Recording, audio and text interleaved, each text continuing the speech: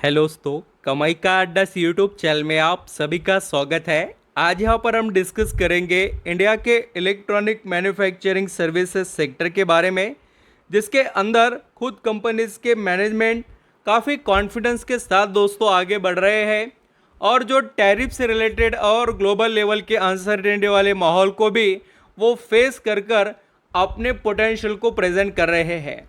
तो क्या क्या यहाँ पर हो रहा है, इंडिया के इलेक्ट्रॉनिक मैन्युफैक्चरिंग कंपनीज जो है उनके दिग्गज और टॉप नंबर 1 कंपनीज ने अपने कुछ डिटेल्स मैनेजमेंट ने सामने रखे हैं, हम उसको भी समझेंगे। और दोस्तों देखिए, किसी भी सेक्टर में जो लीडिंग कंपनी है उसको देखकर हम समझ सकते हैं कि उस सेक्टर में क्या चल रहा है। जैसे कि हम आईटी सेक्टर से रिलेटेड बात करते दोस्तों, तो आईटी सेक्टर में क्या चल रहा है, आईटी सेक्टर कितना स्ट्रांग है, उसका अंदाज़ा कहाँ से आता है आपको कि कोई यहाँ पर दिग्गज कंपनी जैसे कि टीसीएस, इन्फोसिस, उनको देखने के बाद, उनके रिजल्ट को अंडरस्टैंडिंग करने के बाद ऑटोमेटिकली आपको ये समझ में आता है कि वो सेक्टर की हालत कैसे है। तो वैसे ही इंडिया के जो इलेक्ट्रॉनिक मैन्युफैक्चरिंग सर्विसेज प्रोवाइड करने वाले ईएमएस सेक्टर के कुछ स्टॉक्स है जिनके मैनेजमेंट ने काफ़ी बढ़िया और शानदार डिटेल सामने रखे, सेक्टर के अंदर के पॉजिटिव और सभी जो चीज़ें हैं वो सामने रखकर वो आने वाले ब्राइट फ्यूचर से रिलेटेड डिटेल्स सामने रख रहे हैं। तो हम सभी चीज़ें देखेंगे। वीडियो अच्छा लगे, मेरे एफर्ट पसंद आए तो ज़रूर दोस्तों यहाँ पर लाइक सब्सक्राइब करना कमाई का अड्डा इस यूट्यूब चैनल को। इलेक्ट्रॉनिक मैन्युफैक्चरिंग सर्विसेज ये सनराइज सेक्टर है इंडिया का, तो ऐसे सेक्टर पर दोस्तों हमारी नज़रें होनी चाहिए। यहाँ पर हम डिटेल्स देख लेते हैं। India's electronic manufacturing services EMS boom, Dixon and Kaynes technology, confidence of sustain high growth. अभी यहाँ पर थोड़ा हाईलाइट किया गया है पॉइंट को। अभी मैं आगे आपको जो मैनेजमेंट ने डिटेल सामने रखे, पर्टिकुलरली दोस्तों यहाँ पर आप पढ़ सकते हैं कि जो कंपनीज है वो किस तरीके से अपने ग्रोथ को देख रहे हैं। तो अभी इसके अंदर दोनों मैनेजमेंट ने अलग अलग यहाँ पर बातें रखी है।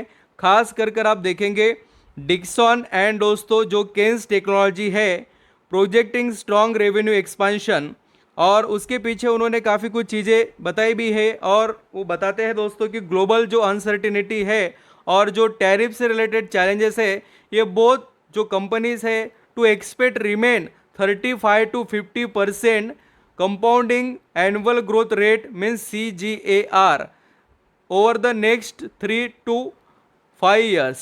तो यहाँ पर आप पढ़ सकते हैं। और इनके पीछे क्या है दोस्तों, तो expansion, backward integration and increasing export opportunity, ये उनके पास दोस्तों स्ट्रॉन्ग पॉइंट्स अवेलेबल है। और आप सभी जानते हैं कि इंडिया में Dixon technology and Kaynes technology एक उभरते हुए और बढ़िया, हम कहेंगे कि टॉप नंबर 1 कंपनीज है इस सेगमेंट में। तो इनका वेटेज ज़रूर है दोस्तों। और खुद देखिए डिक्सन टेक्नोलॉजी क्या एक्सपेक्ट कर रही है, तो 35 से 40% यहाँ पर रेवेन्यू की ग्रोथ से रिलेटेड।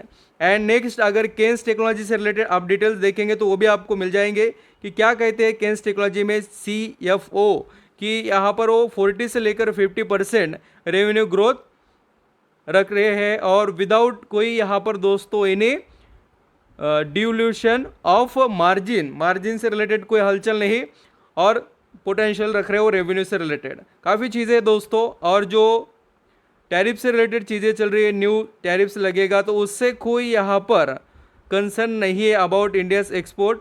यहाँ पर industry leading, believe India remain competitive. अब देखिए उन्होंने बताया भी कि टैरिफ से रिलेटेड उन्होंने डिस्कस भी किया कि significant impact on the India's position in the electronic and smartphone sector, यहाँ पर बताया नॉट हैव सिग्निफिकेंट, ये वर्ड्स को थोड़ा देखिए, वो कह रहे हैं कि यहाँ पर ज़्यादा इम्पैक्ट नहीं रहेगा। तो ये सभी चीज़ें दोस्तों, अब तो हम अभी कंपनीज़ को समझ लेते हैं कि कौन से कंपनीज़ पर हमारी नज़रें होनी चाहिए।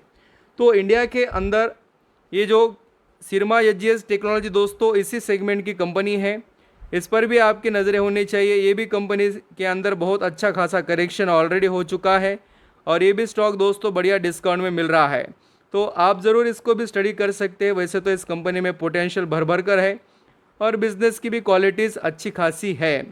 और दोस्तों नेक्स्ट जैसे केन्स टेक्नोलॉजी की बात करें, ये भी कंपनी का शेयर एक अच्छे खासे रिजनेबल करेक्शन में ऑलरेडी आ चुका है और ये चल रहा है 4200 पर। इसके भी हम करेक्शन की बात करें तो दोस्तों 8000 का शेयर है, सीधा अभी 50% से ज़्यादा ही करेक्शन इसके अंदर ऑलरेडी हो चुका है। तो आपकी नज़रें भी यहाँ पर केन्स टेक्नोलॉजी पर होनी चाहिए। देखिए वैसे तो इनके अंदर बहुत बड़ी तेज़ी ऑलरेडी फैक्टर हो चुकी है, बट अगर आप यहाँ पर लॉन्ग टर्म के रिलेटेड इनके बारे में सोच रहे हो, सनराइज सेक्टर से रिलेटेड, तो इस पर नज़रें आप रख सकते हैं। नेक्स्ट डिक्सन टेक्नोलॉजी, ये भी शेयर दोस्तों काफ़ी महंगा है रिटेल इन्वेस्टर के लिए, क्योंकि यहाँ ज़्यादा क्वांटिटी नहीं खरीद पाते हैं। ये सवाल उनके माइंड में हर वक्त रहता ही है और वो रखते भी है माइंड में, क्योंकि उनको नंबर ऑफ क्वांटिटी नहीं मिल पाती है। अभी देखिए 13,000 का शेयर, 13,000 13,500 का, तो रिटेल इन्वेस्टर खरीदेंगे कितना दोस्तों? तो एक सबसे बड़ा यहाँ पर ये चैलेंज होता है रिटेल इन्वेस्टर के लिए। ये भी स्टॉक डिक्सन टेक्नोलॉजी का एक बढ़िया करेक्शन में तो आ चुका है, हम कहेंगे उतना ज़्यादा करेक्शन तो नहीं, बट एक ठीक ठाक करेक्शन डिक्सन टेक्नोलॉजी के अंदर हुआ है दोस्तों। यहाँ पर आप खुद भी देख सकते हैं 30% इसके अंदर ऑलरेडी 6 महीने में करेक्शन हुआ है। तो ये भी एक स्टॉक है जो इस सेक्टर में अपना वेटेज रखता है। एंड दोस्तों और एक स्टॉक है जिसका नाम है Avalon technology. Avalon technology also electronic manufacturing company है ये, और इसके अंदर भी देखेंगे दोस्तों तो ज़्यादा करेक्शन वैसा तो नहीं हुआ है।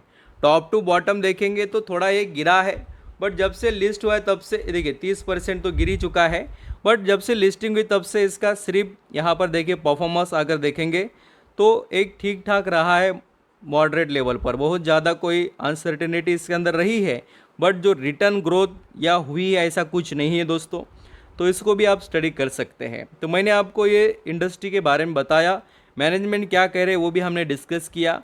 ये सभी स्टॉक अच्छे खासे करेक्शन में तो चल ही रहे। अब वो आपके दोस्तों डिसीजन रहेगा कि आपको कैसे लगते हैं क्या नहीं है, वो आपके फाइनेंशियल एडवाइजर से डिस्कस कर आप डिसीजन ले सकते हैं। Thank you so much.